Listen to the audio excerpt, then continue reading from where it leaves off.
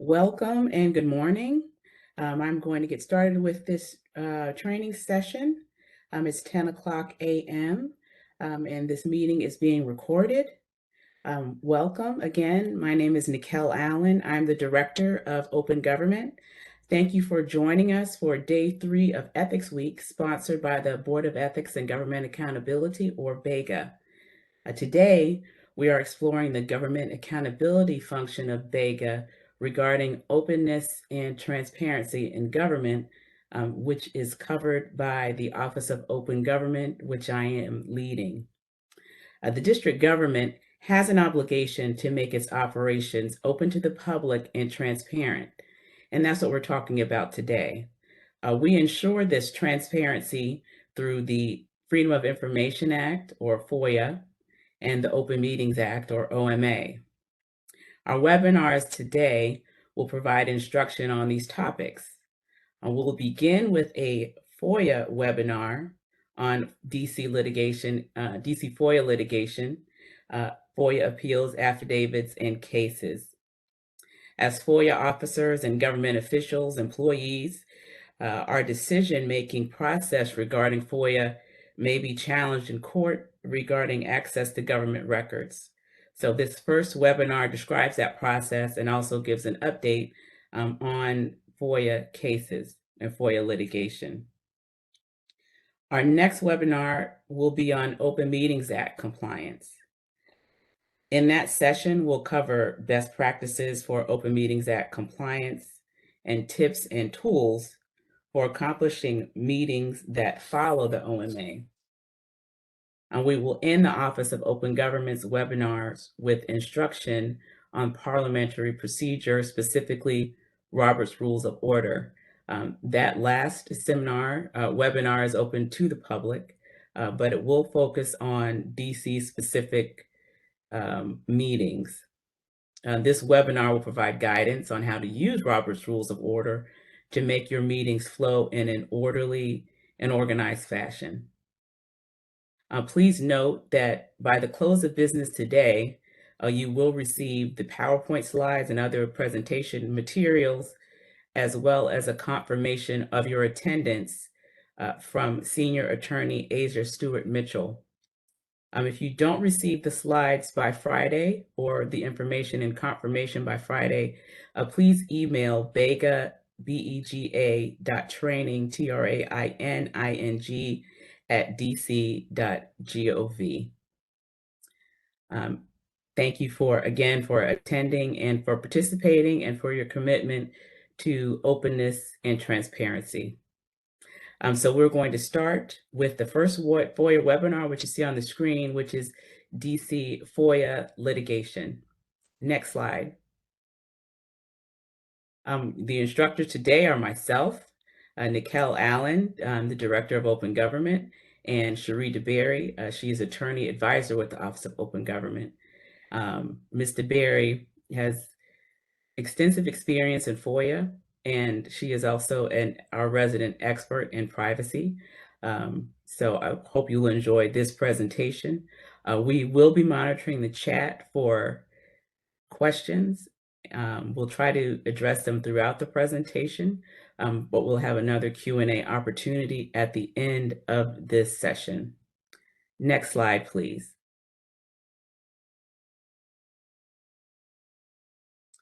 So the DC Office of Open Government, which we call the OOG, advises the entire district government on FOIA. We don't have any enforcement authority regarding FOIA, but we advocate for a fair and open FOIA process. Next, I can issue, as the Director of Open Government, advisory opinions on FOIA issues upon request or sua sponte. Our office, as I've said, serves as an advocate to ensure the FOIA process is fair and executed properly. And I do see one question. It says, I am wondering if there has been any consideration towards proposing legislation to require exhaustion of administrative remedies before plaintiffs can file a lawsuit in court to align with federal FOIA. We have advocated for changes to FOIA in general. I'm not aware of any pending FOIA legislation.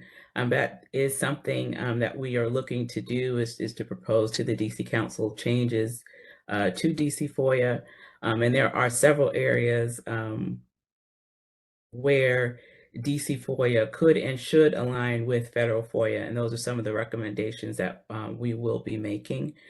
Also, as FOIA officers and as government employees, if there are issues that impact you as a FOIA officer, you can always, again, send us recommendations. You can send them to my email, niquelle.allen@dc.gov. And you can also go through your own office and propose those changes through the mayor or through your director's office if you're independent. Next slide, please. So the webinar contents are as follows. I'm first going to go over the current FOIA appeals process. Next, we'll talk about what you can do as a FOIA officer and as an agency to prepare for potential FOIA litigation. We'll go on to discuss the bond index, what that is and when that comes into play. And lastly, we'll begin the discussion on the current FOIA cases that may be of interest. Next slide, please. Next slide, please. And so we're commencing with the FOIA appeals overview. So once you deny a FOIA request, a requester has the ability to appeal if the requester is dissatisfied with your response. So as a first line, they can appeal directly to the mayor. The mayor has delegated her authority to review FOIA appeals to the mayor's office of legal counsel or the MOLC. So those appeals are administrative in nature, and you may also go directly to DC Superior Court if you're not satisfied with the agency's response. So going to court to challenge a FOIA denial is done pursuant to DC Code Section 2-531, and it is a civil action. So a civil complaint will generally be filed against the District of Columbia or the mayor of DC. The District of Columbia and the FOIA actions in Superior Court are represented by the Civil Litigation Division of the Office of the Attorney General in most instances. OAG will work with the impacted agency's general counsel's office to respond to the allegations within the complaint. Your general counsel will be the one who manages the litigation process for the agency. So you will be receiving requests from the GC that will come from OAG throughout this process. So as the FOIA officer, if there is FOIA litigation, again, the main point of contact for your agency is going to be the agency general counsel. The agency's FOIA officer will be looked at to serve as a fact witness in these cases. And the relevance of that is the FOIA officer is the one who can attest to the agency's processes and procedures, and in most instances, why a denial happened and the justification for it. So the agency's FOIA officer, again, will need to provide a factual basis for how and why the agency responded to the FOIA request in that manager and withheld the records and or performed an adequate search for records. I see a question in the chat. What if the general counsel is the FOIA officer? In that instance, again, that will be worked out through OAG, because again, as an attorney, you'd have to be a witness in these cases.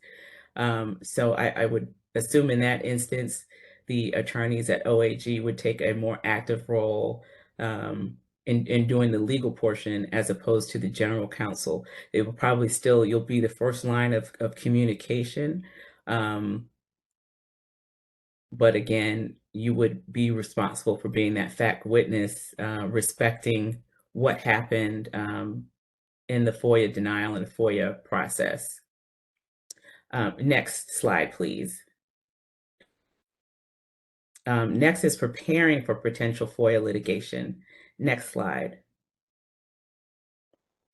So what is looked for from the FOIA officer is an affidavit or other type of communication, such as a declaration regarding first the agency's record keeping procedures. Second, you'll look at how was the search conducted, and third, how and why did you reach a conclusion to withhold records. Next slide, please. So the agency, in essence, is defending their methodology, their process, their thought process for withholding records and searching for records. So in litigation, the district may seek a summary judgment from the court. And to do so, the first step in that process is the district must establish beyond material doubt that expended reasonable efforts to uncover all relevant documents by setting forth sufficient information in its affidavits for a court to determine if the search was adequate. So as the agency FOIA officer, we recommend that as a matter of business practice, you create an affidavit or a declaration that describes your agency's search for records. And again, I have been highlighted, consult your agency general counsel. And if you are a general counsel and you want to get additional advice, you may want to contact the legal counsel division, or you can also contact our office, the legal counsel division of OAG or our office. The reason we're making this recommendation is, as we know, there's turnover in government. So by having this legal document in place, if the FOIA officer is no longer with the agency when this litigation arises, you have this information available for OAG to go through the litigation process. And again, also it creates a present sense impression about what happened as a FOIA officer, so you don't have to go back and recall what the procedures were, who you spoke to, et cetera. If you're doing this kind of as a matter of business practice, everything is already there. So how do you search for records adequately? The courts have said an agency's search conducted in response to a FOIA request need not be perfect, only adequate. So that's what you're showing, that you did your job, you did an adequate job of searching for the records. The adequacy is measured by the reasonableness of the effort in light of the specific request. So the search must be reasonably calculated to uncover all relevant documents. Next slide, please. So I add this just as a reminder. DC FOIA was modeled on federal FOIA, as I said in our first question that I answered. So decisions construing the federal FOIA law are instructive and may be examined to construe DC FOIA law. So a lot of the cases that you will see cited in this presentation are federal cases, but I just wanted to provide the justification for that. So, also, if you are doing your own research on FOIA, that you may use federal law if the US code provision regarding FOIA mirrors the DC code in our FOIA laws. And there are a couple of instances where they no longer align, specifically the US Supreme Court overturning the ruling regarding exemption for documents provided to the government. But in most instances, you can use federal case law. Next slide, please. So back to the affidavit, what you're going to be attesting to as a FOIA officer is your search method. So rolling back for those of you who may not be lawyers, an affidavit is a written sworn statement of a person with personal knowledge of the matter described. So you are the FOIA officer in creating an affidavit is attesting to their firsthand information regarding the FOIA search.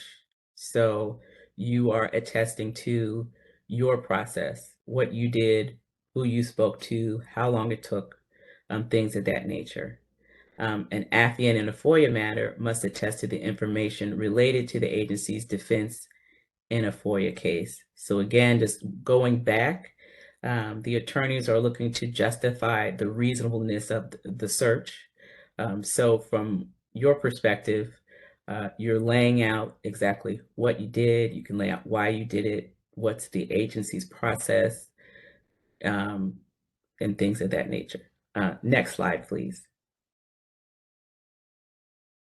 So continuation of what the agency's affidavit should include from the FOIA officer. So you're explaining again how your search was reasonably calculated to uncover all relevant documents. So this details how the search was conducted and again, why the search was conducted in that manner. For example, a lot of our searches these days regard electronic records. So you would articulate that process of contacting Octo, waiting for these emails, getting the emails, the time it took to receive them, reviewing them, um, why you made the redactions, etc., which mailboxes you searched versus ones that you excluded, which search terms you used, and why you used those terms. So if only one system is searched, you need to make it clear that this is the system that the records were located, and this is the only possible place that responsive records were likely to be located. So you need to also provide context for the FOIA request, and that entails laying out the structure of your agency's file or record keeping system, whether it's electronic or paper, as applicable to the request. You would also be describing the retention policy and was the search conducted, even if the policy called for the disposal of the record. So just one point to make here is your retention schedule may have dictated that a specific agency record was sent to archives. So just know that in your response to FOIA requests, if you don't have a record because it was sent to archives, you can send that FOIA requester to archives, and then archives, DC archives will kind of step in the shoes of the agency with respect to that record, but they will be responsible for filling that request. So again, that's another process you could attest to if you had to send a requester to archives, or if a record is at archives. So again, the courts have interpreted this to mean the agency must describe at least generally the structure of the agency's file system, which makes it difficult to search for further records or create or conduct a additional search. So as the FOIA officer, you need to always make sure that you do understand your government agency's file keeping system, records management system, and kind of the why behind it. So, back in the day, it would be, we have a file cabinet, and the file cabinet includes these records. Individual employees are responsible for maintaining these records, or these records are maintained on a shared drive in certain folders. But you need to make sure that for your agency as a whole, you understand, again, how the documents and records that we're producing, where they're held, why the agency has chosen to hold them in that way, so that you're able to, again, articulate why you searched, where you searched, and how you searched for the records. Next slide, please.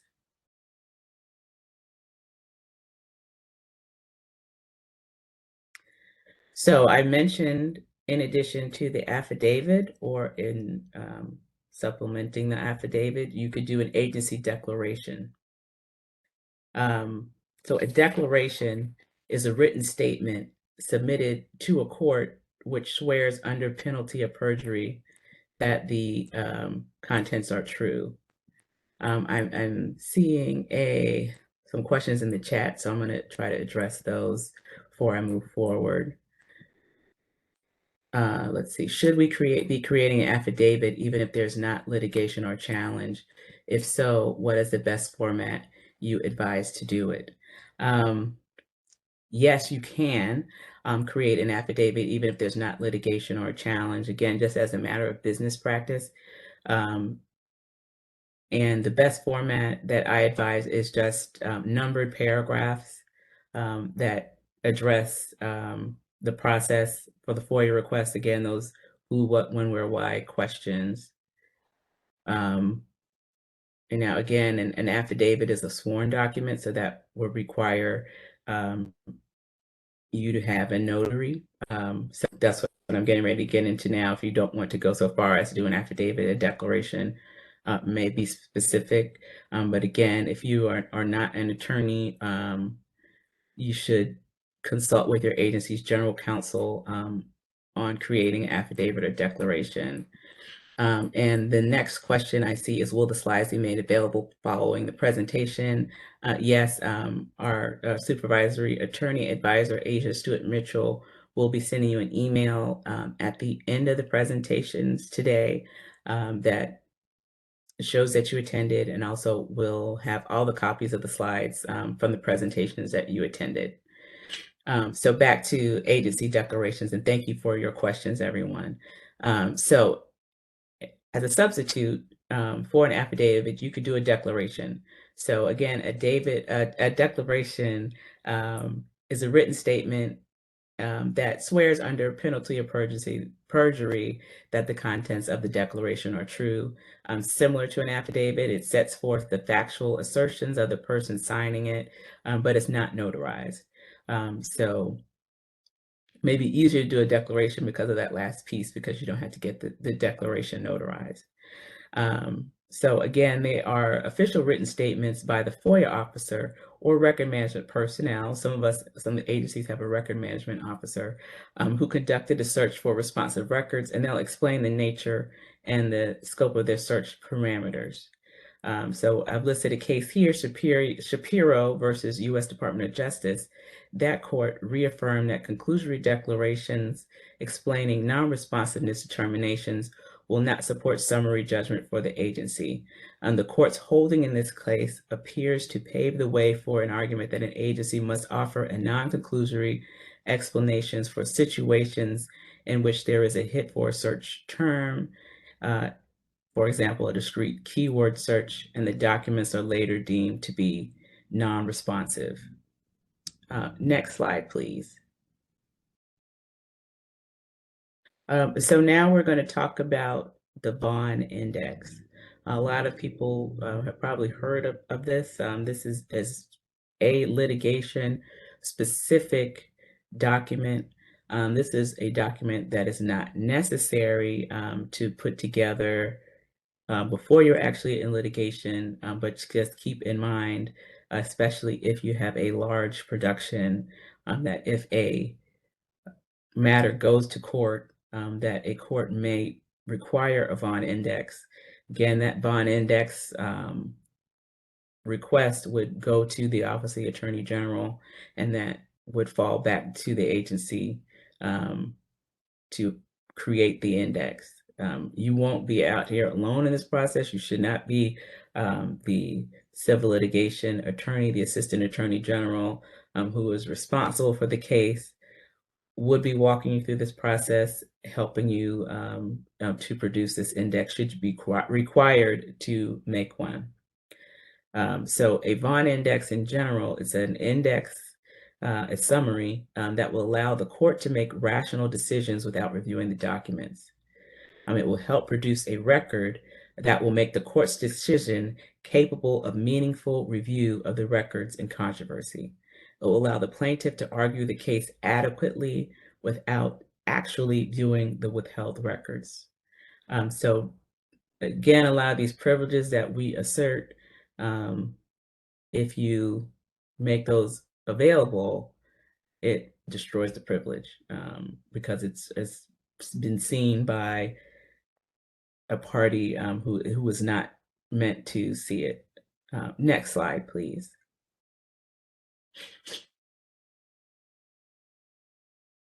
Now, the Vaughan Index is named for a case, Vaughan versus Rosen. That case was decided in 1974. Vaughan has been interpreted to require that an agency should ordinarily provide an itemized index correlating to each withheld document or portion of a document with a specific exemption justification. This case held that an indexing system was necessary in FOIA cases to, quote, assure that a party's right to information is not submerged beneath governmental obfuscation. I hope I said that right, sorry. And it was a big SAT word, and mischaracterization, and permit the court system effectively and efficiently to evaluate the factual nature of the disputed information. This index is usually required in connection with the adjudication of a defendant agency's motion for summary judgment in litigation. It has been specifically held that there's no requirement that administrative responses to FOIA requests contain the same documentation necessary in litigation. So again, this Vaughan Index is something that's specific to a court case. And again, it allows the judge who is adjudicating the matter to have an understanding of the records, the exemptions, etc., without actually viewing the record itself. Next slide, please. So what's in the Vaughan Index? You have Vaughan Index and declarations, the basis for decisions, and the accompanying declaration. So all redactions must be described in a Vaughan Index and supported by a declaration similar to an affidavit. If adequately prepared, great deference is given by the court to the declarations and Vaughan indices when determining whether summary judgment is appropriate. So the index must also state the basis for the decision on the FOIA records. The index must list all documents for which any redactions are taken and provide the basis for those redactions. So the basis for those redactions, that is the DC code provision that correlates to a specific exemption. The index must be detailed enough for a judge who knows nothing about the case to decide whether or not the redactions are appropriate under the law. The accompanying declaration must state the number of records and pages being withheld and the number of pages being released, either in full or in part. They need to set forth the procedural history of the request, including relevant correspondence, and describe the search for responsive records. So we talked about the declarations and affidavits before. So again, if this is something that you prepared in advance, it might make this process easier because you already have the justifications, the relevant information, how you did it, so you can just input it in the index format. Next slide, please. So this is a Vaughan Index example of what it would look like. Of course, it would be usually a larger document, but you see here, you have the headings: group number, date, description, privilege, and number of pages. So for this particular index, you would have several groups of documents kind of under the same heading, and this person labeled group number 1. The date of the documents here, they described a date, they didn't have a specific date. Here you see the description of what was in the information withheld. So here you had a privilege that's listed, deliberative process, withholding in full. There were 264 pages of records. They've described the records: unsigned draft, handwritten notes, undated versions, which were processed, draft letters, transmittals, etc.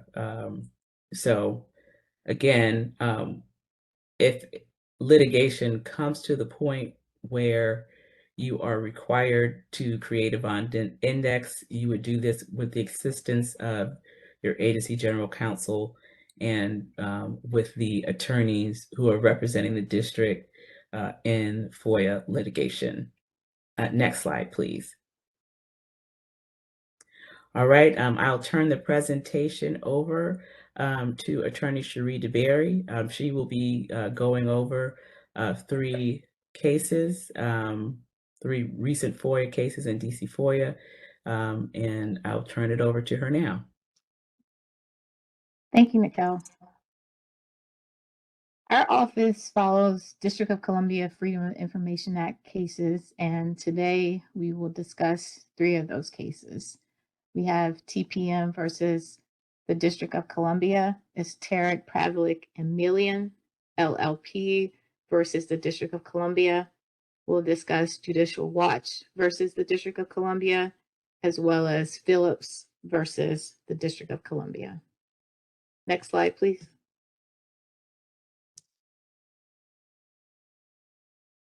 DC FOIA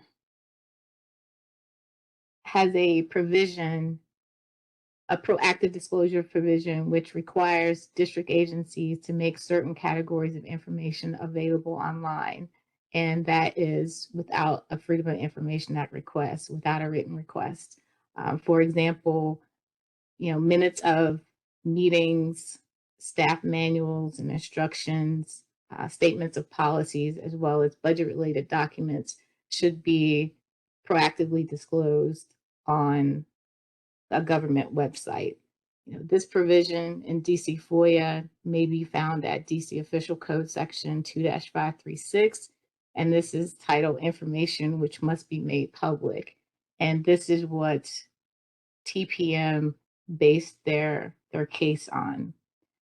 TPM brought a DC FOIA case against the district. They asked the Superior Court to order the district to turn over the budget materials that are required under DC FOIA to be posted on a district website. The legislative history for the law explains that it was passed to expand public access to key public documents so that residents can participate in the budget dialogue, promote accountability by making financial operations of the district more transparent. TPM wanted the budget documents to help them monitor the district's compliance with the injunction in a case DL versus District of Columbia. In this case, addressed the delivery of special education and related services to preschool age children.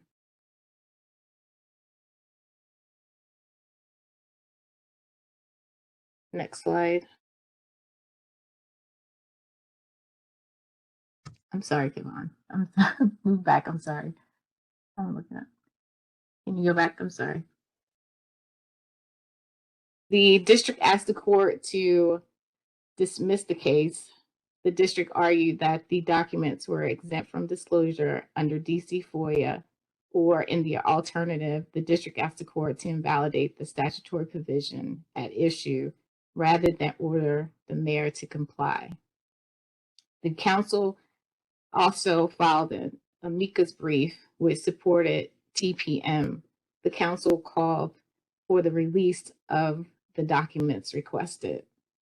On July 23rd, 2021, the Superior Court rejected the district argument and ordered the district to publish all the documents. Next slide, please. This case, Judicial Watch versus District of Columbia. This case stemmed from the attack on the Capitol. Judicial Watch filed a DC FOIA lawsuit in the District of Columbia Superior Court against the district for the autopsy and other related documents of the Capitol Police Officer Brian Sicknick. The Office of the Chief Medical Examiner denied Judicial Watch's FOIA request on February 16, 2021. Judicial Watch requested a number of documents. They requested all records, autopsy reports, toxicology reports, notes, photographs, all electronic communications related to the death of Capitol Police Officer Brian Sicknick.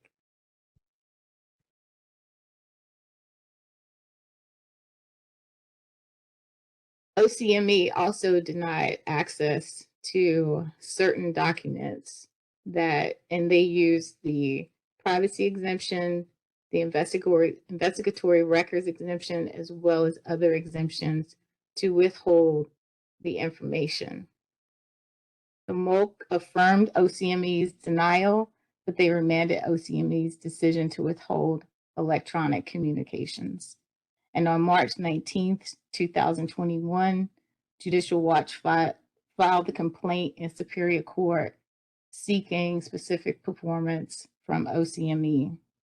On March 4th, 2022, the district produced the responsive records. And on March 23rd, 2022, both parties agreed to dismiss the matter.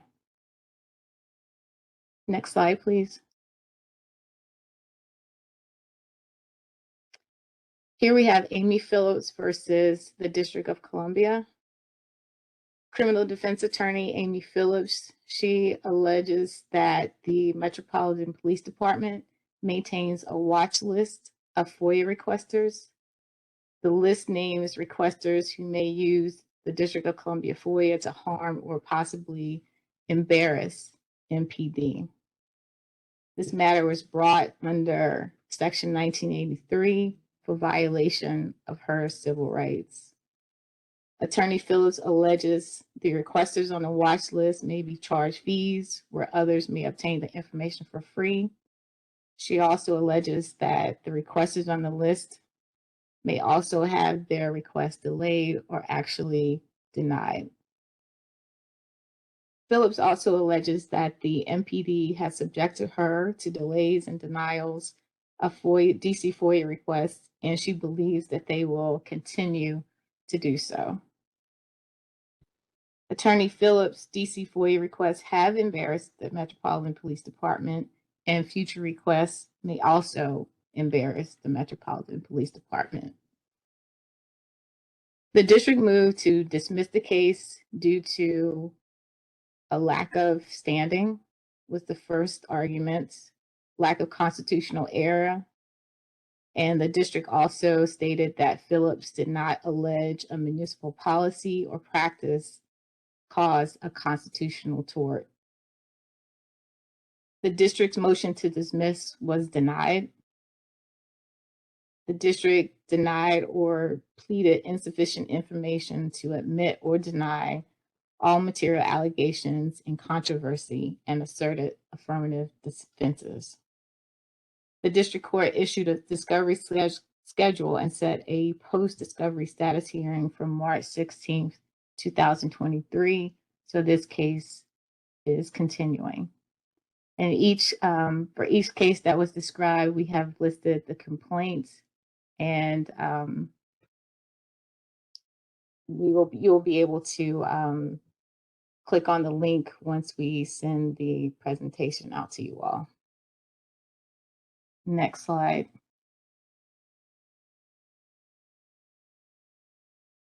Now we will have if anyone has any questions, or if anyone has any questions in the chat that need to be addressed, we will do so at this time. Okay, I see one question in the chat. Why did the district agree to provide responsive documents after suit filed in Judicial Watch versus the district?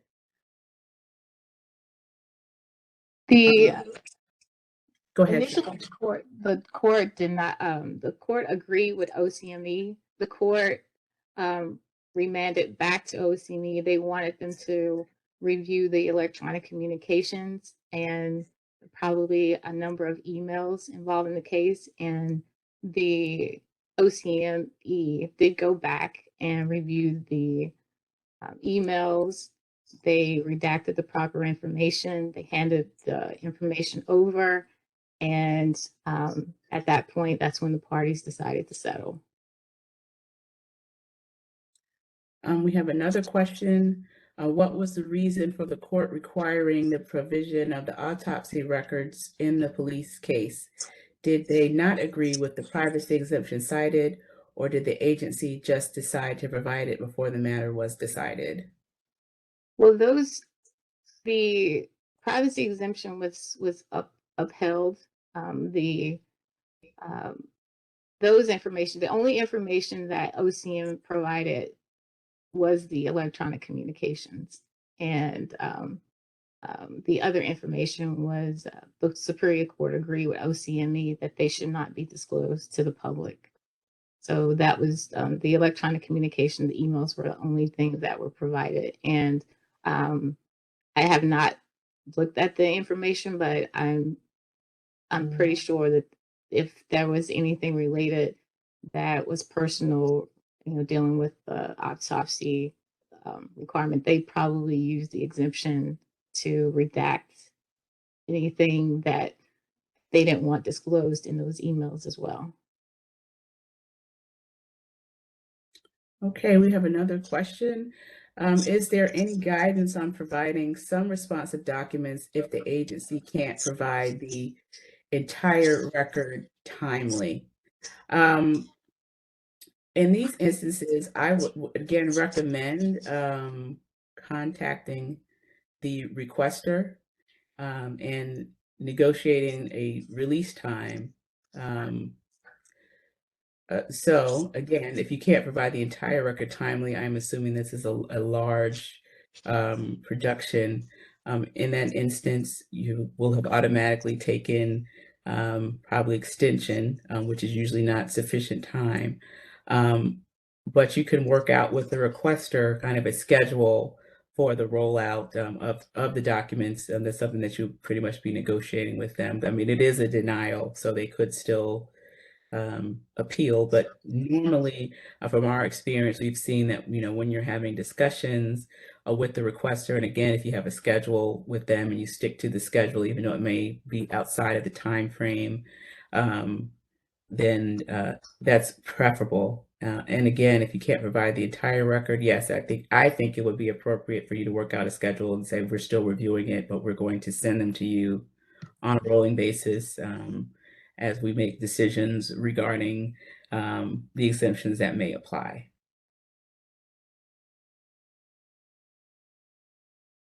Let's see, I don't see any more questions in the chat. Okay, here's another one. Can the agency automatically assert the 10-day extension for review of voluminous records through FOIA Express, or does the requester need to agree to it before you can do it? You can assert the extension that are available through FOIA Express. It follows the code. But again, if you have this larger request that there's no way that it's going to be filled within the statutory period, you do need to make provisions for that outside of FOIA Express. I believe there is a function in FOIA Express to put it on pause, so it'll pause the clock.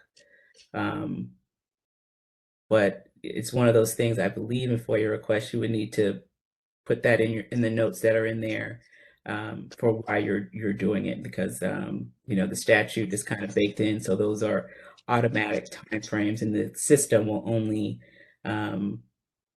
calculate the response time based on that program that's mirrors the DC code and the regulations. If an agency denies an employee the basis for a position selection, does that information fall under a FOIA request?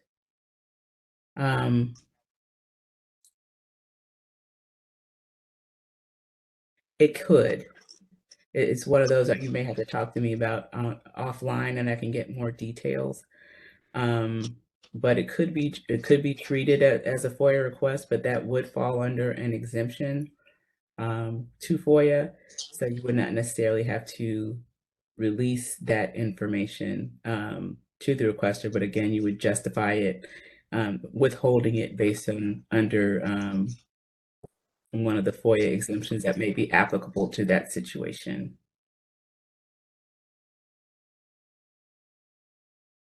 Niquelle, I think there was one other question right above that. Okay. Can you see it. Let's see. Do you, I can't see it. Could you read that question? Can you review how extensive the review must be if the information is housed with another agency?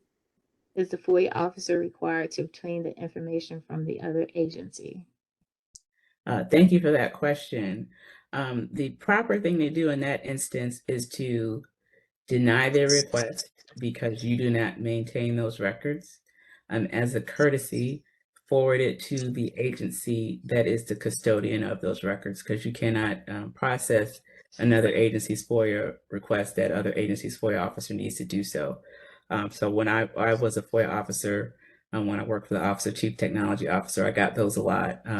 So I would just put it in the denial letter and copy the agency that I knew held those records.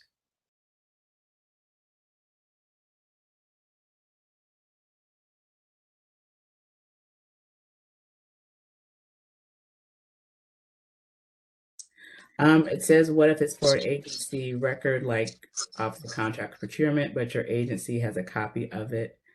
I would consult, like, for example, with OCP, with the agency on that. Again, that's an automatic extension to do that. So even if you have it, the privilege or the information may also be in the interest of the other agency to be able to review it. So if you are responding to it, you would need to respond to it with the agency that has control over that particular record.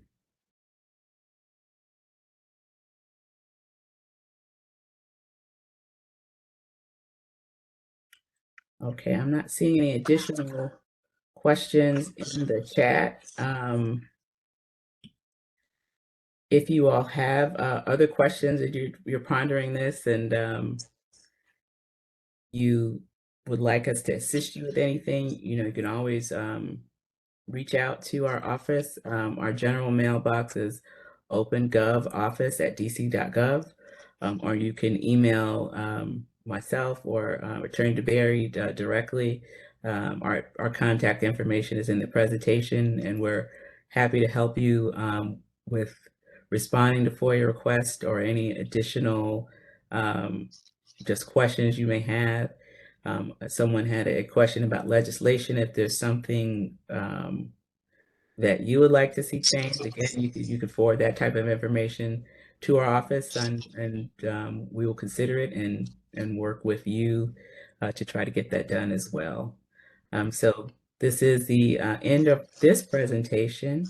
I would again like to thank you for participating. Thank you for your commitment to government transparency. And I see a question about training. There are several transparency organizations, such as the American Society of Access Professionals comes to mind. They offer trainings in FOIA. Our office also offers training on demand, as well as we have a regular training schedule that we're trying to get together. But if you are looking to get trained on a specific topic, or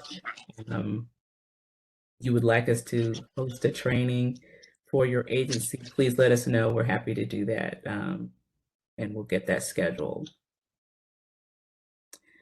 So with that, we will close the training and adjourn. So I hope that you all will stick around for the rest of our training today.